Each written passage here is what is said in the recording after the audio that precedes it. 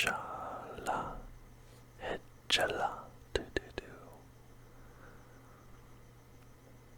Dragon Ball, Dragon Ball Z, Dragon Ball GT, Dragon Ball Super. These are all a huge part not only of my childhood, but my teenage years, and even now, as an adult. Dragon Ball has been a constant in my life. And unfortunately, I'm sure you're all already aware, but the creator of Dragon Ball, Akira Toriyama, passed away. And it's one of those things, like, I didn't expect it to hit me like it did. But I read the news and I just started crying. And then I was watching all these tributes pour in. Kishimoto did this beautiful little written thing, and there was all these football clubs in Europe putting up tifos, and there's just every media company, mangaka, video game companies, everybody was just making tributes and artwork. And I saw there was a parade through the streets of a village in Colombia, and I don't know if this is real or not, but apparently some of the Mexican cartels agreed to a ceasefire for a couple days, and you just realize how important and impactful the works of Akira Toriyama was, the Dragon Ball especially. And it's like one of those things you don't even think about. Like, I was probably 7 or 8 years old when I became aware of Dragon Ball, of Goku, right? And I remember, watching Cartoon Network. I was lucky enough I had a little TV in my bedroom as a child growing up. And, it was always either Disney Channel or Cartoon Network for me in my room. I was either watching a pup named Scooby-Doo on Disney Channel in the mornings getting ready for school, or when I got home from school it was Cartoon Network and it was Toonami. And if you grew up in the same time that I did, late 90s, early 2000s, all about Toonami, and it introduced me to anime. That created the love for anime that I have now, basically turned me into a weeb. I was watching Inuyasha, I was watching Cowboy Bebop, I was watching Big O, I was watching Neon Genesis Evangelion, Gundam, but I was watching a lot of Dragon Ball Z on Toonami. And, it's been a constant in my life. Like I said, I love the video games, the movies, the show, the characters. When we were in Japan, I was outside the Bandai Namco headquarters. They had a statue of Goku I took a picture with. And so today, in honor of Akira Toriyama, I'm going to be giving you guys my 10 favorite Dragon Ball characters of all time. First, let's get some honorable mentions. Mr. Satan, in the English dub known as Hercule, a comic relief character, but honestly, sometimes you just relate to the dude. Like, he's a bigger than life character. He's his relationship with Boo is hilarious later on. And, just his whole larger than life, taking credit for defeating enemies he doesn't have a prayer against. Like, I know some people find him annoying, but I can never hate him. I always get a laugh whenever he's on screen, so that's an honorable mention for me. Another honorable mention is Bulma. Bulma's been there from the very beginning, original Dragon Ball, finding Goku, raising Goku. Bulma is just as responsible for who Goku becomes as, like Master Roshi or Krillin is. She helped to shape him into the protector of Earth, right? And then her relationship with Vegeta, softening Vegeta, turning him into a family man, to the point where, he gets into a fit of rage and attacks the god of destruction when he slaps Bulma. Like, Bulma's, she's an OG anime, woman of anime, one of the best. And then finally, the last honorable mention is Cell. I don't know why. I know the Cell saga is beloved, but personally for me, it's the one that like rewatching the least, which is gonna be weird because one of the characters later on this list. But yeah, I don't know. I find the android aspect of the Cell saga more interesting than Cell himself, and I like the arcs that come before and after Cell better than Cell himself. So that's my final honorable mention. Now let's get into number 10, my 10th favorite Dragon Ball character. We have Tien. Tien, he showed up in original Dragon Ball back when humans are actually pretty strong from time to time. I always loved his character design with his sort of like monk-looking robes. His third eye, of course, and he had the tri-beam, that move, just boom, with the three eyes. I thought Tien had some really cool stuff. Then obviously, as you get into Dragon Ball Z, especially now with Super, like, all the human characters, Tien, Yamcha, Krillin, they become less and less important as it becomes more Saiyan focused, right? But Tien is one of the OGs. For my money, one of the coolest Z fighters that's not a Saiyan. And you'd remember, like, dude's a lot stronger than you think. He's one of the only, I think he's the only human to use Kamehameha that was not a student of Master Roshi. He defeated Burter and Jeez by himself. And they're like pretty strong, even though Goku and Vegeta, wiped them, floored them, but compared to a human, they're pretty strong. He used his tri-beam to hold back Cell at one point, and he saved Mr. Satan and Dende from Boo, so like he has stepped in and stopped big bad guys from doing real damage to some characters. Tien is an underrated character. Now this one's gonna be a weird one, but at number 9, we have Jeez. Now, if you were watching on Toonami when I was watching,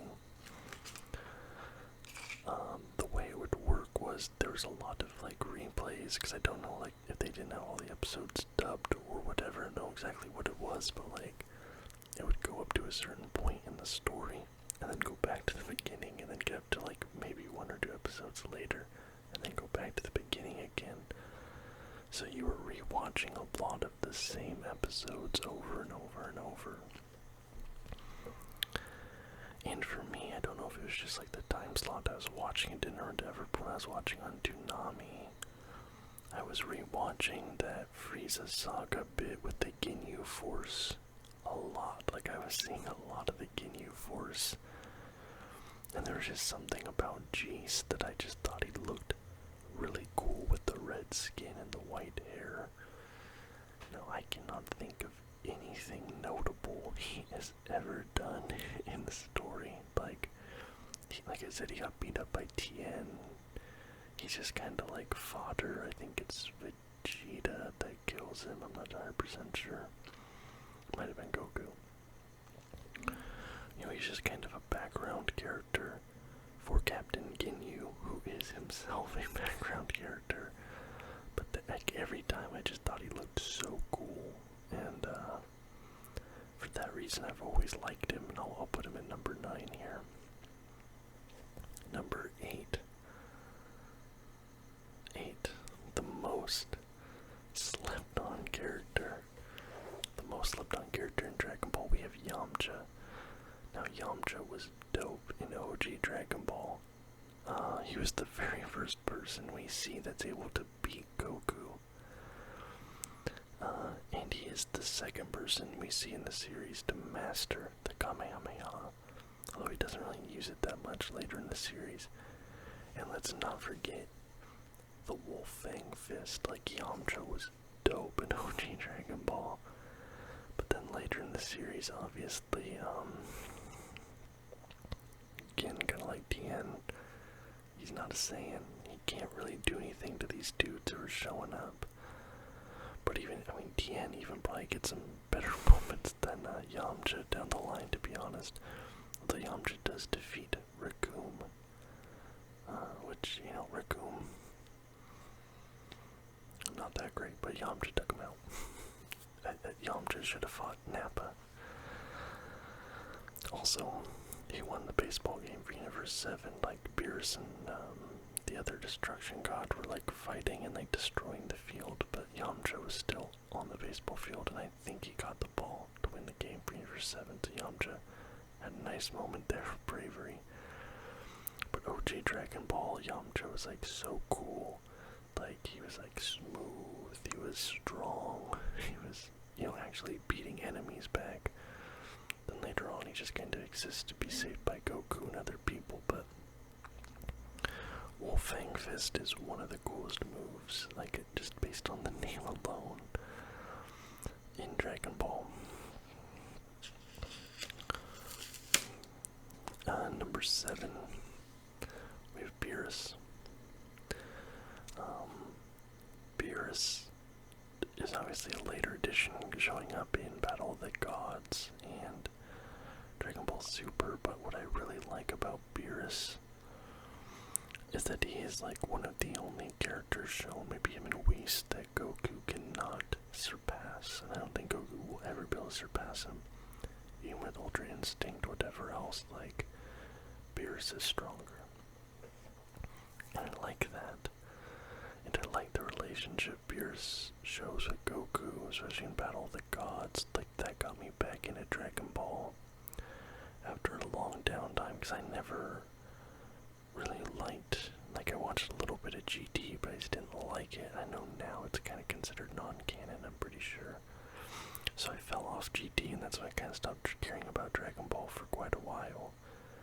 But then Battle of Gods came out and came to theaters. I went and saw that, and I was right back in. And a lot of that had to do with Beerus and his characterization. The depth of his character. He reminds me a lot of Goku in a lot of ways, like his motivations. And like his design is very interesting. The whole like Sphinx cat kind of Egyptian vibes with him, I really like that. His relationship with Whis, I really enjoy. Like, Beerus and Whis both, that whole movie, all the setup is what brought me back into Dragon Ball after so long away. So I have to put him on this list, and I think he's a fantastic character. Number 6 is Majin Buu. Now, the form I liked best was Super Buu. I don't like Kid Buu is cool, and like he's kind of like crazy. But to me, Super Buu was like the coolest looking form. And I like how that whole saga, the Buu saga, kind of brought in some more magical and mystical elements to Dragon Ball.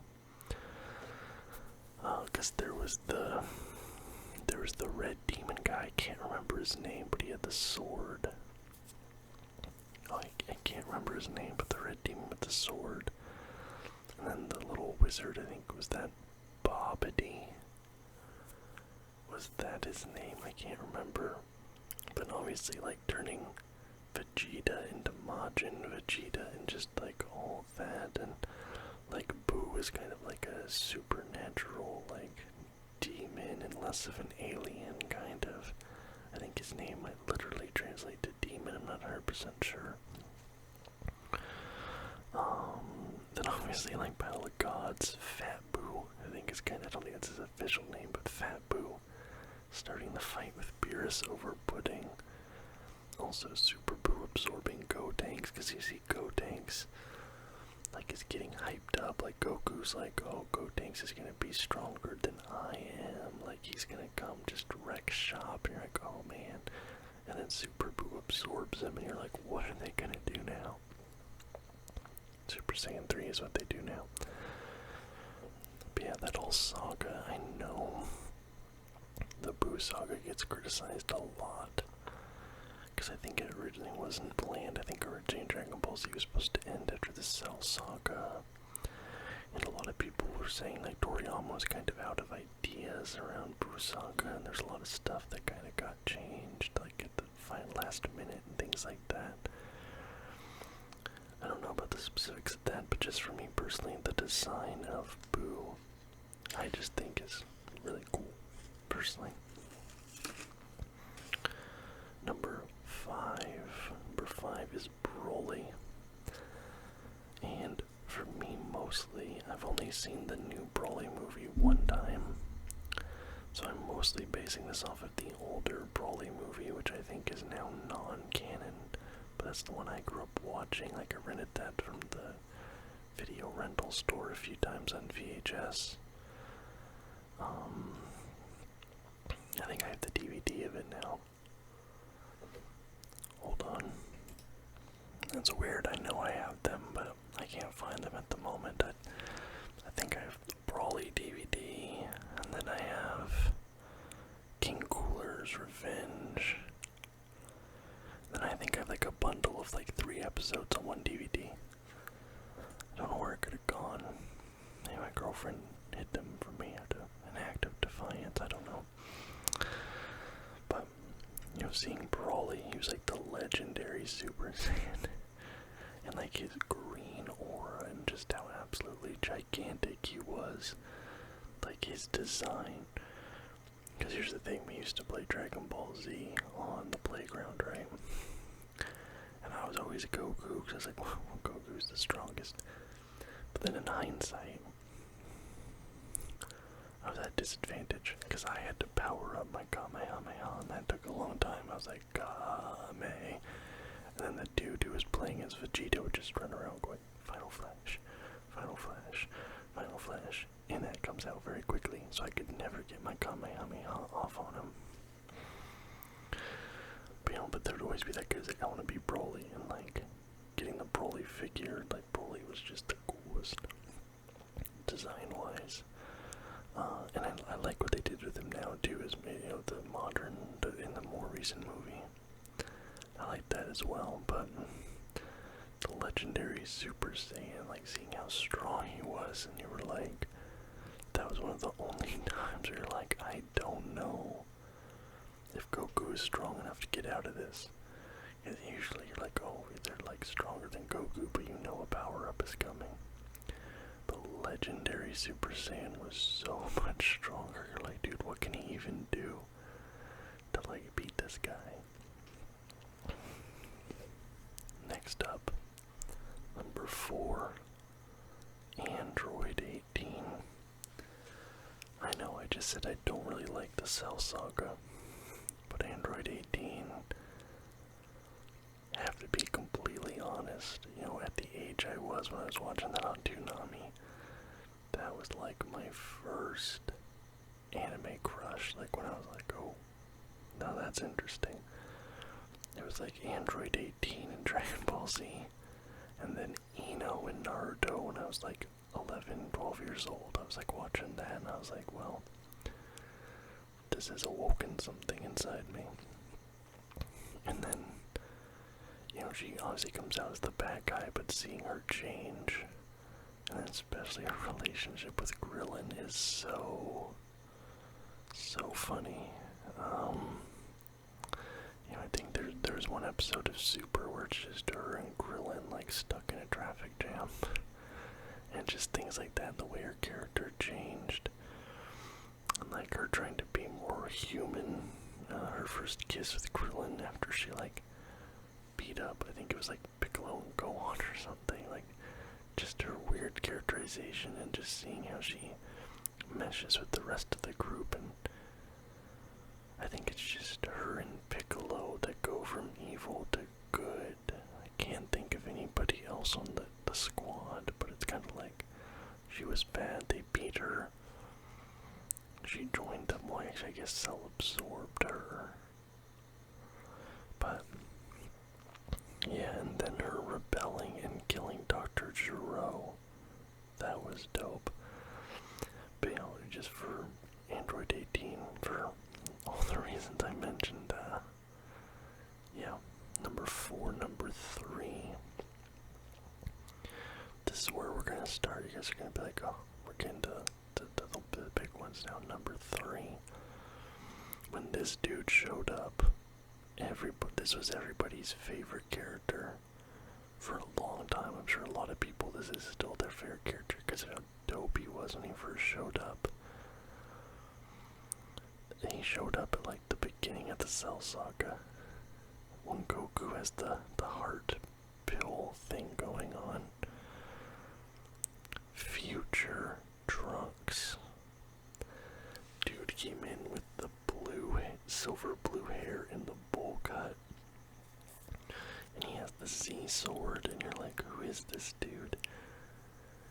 You know, Frieza's there, Mecha Frieza with Cooler. Is it Cooler or King Cooler? I can't remember exactly. I think it's just Cooler. And you're like, oh, and then like, because we know how strong Frieza is, plus you have, you know, all these other characters, and Trunks just jacks them all up. Light work, baby. Lightweight. Future Trunks came in with a bang. Now, admittedly, like, he had fewer feats later on. Like, he doesn't stay that cool forever.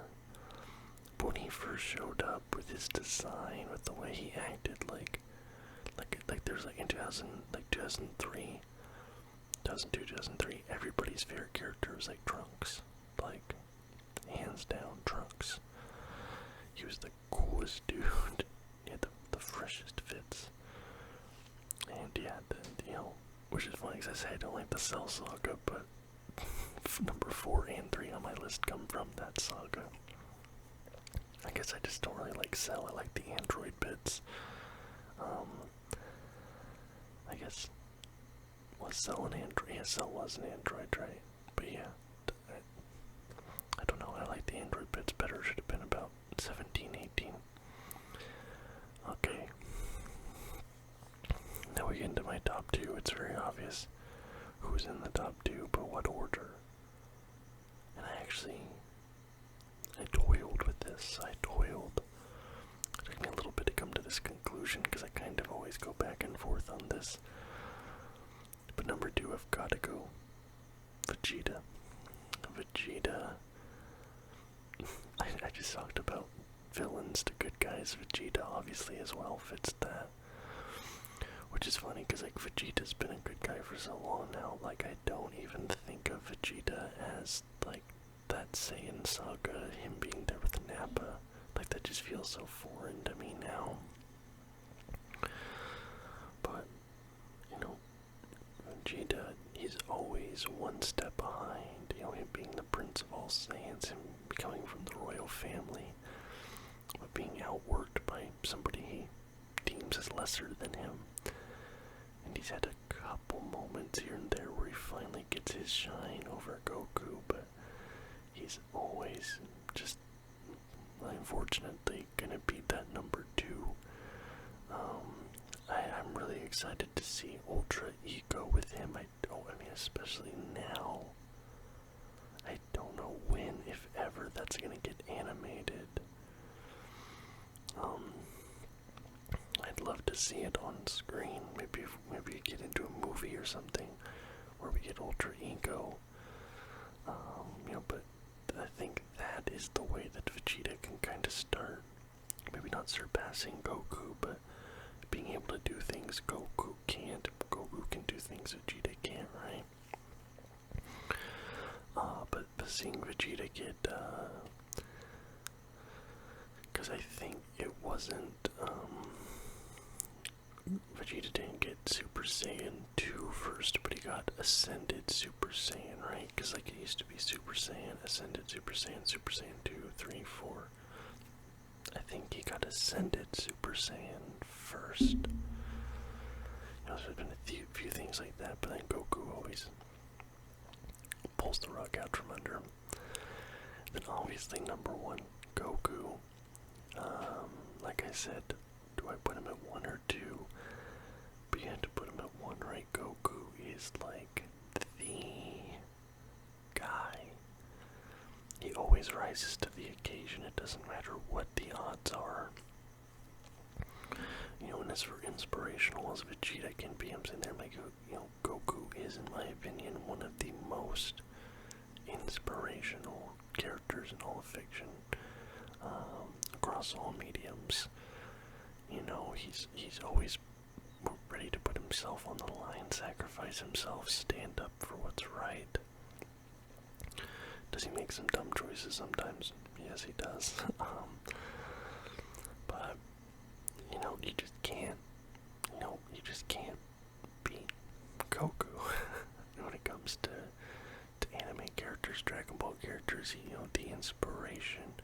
He has influenced so many other anime protagonists. Like, you know, he's kind of Goku is kind of responsible for what traits are expected of protagonists in shonen anime, which is just crazy to think about. But that's my top 10 list, guys. Like I said, it was really sad and hit me a lot harder than I expected. Hearing about Toriyama's passing, it's not even something I thought about, to be honest, something I've never considered, and now I'm sitting here like, man, when Kishimoto dies, it's gonna be rough, but this, yeah, is a big loss, and the influence of Dragon Ball cannot be overstated. And these characters will live on forever. They'll live on. Dragon Ball will continue. Goku, Vegeta, they'll live on in print, on screen, in your head, in your heart, everywhere. And, you know, what a legacy to leave for Toriyama, and if only we all may be so lucky to leave even 1/10, 1/100th of the legacy that Toriyama Sensei did. But that's the video, guys. Thank you so much for watching. I do hope you have a great evening, a great day, and a great tomorrow. Until next time. Bye-bye.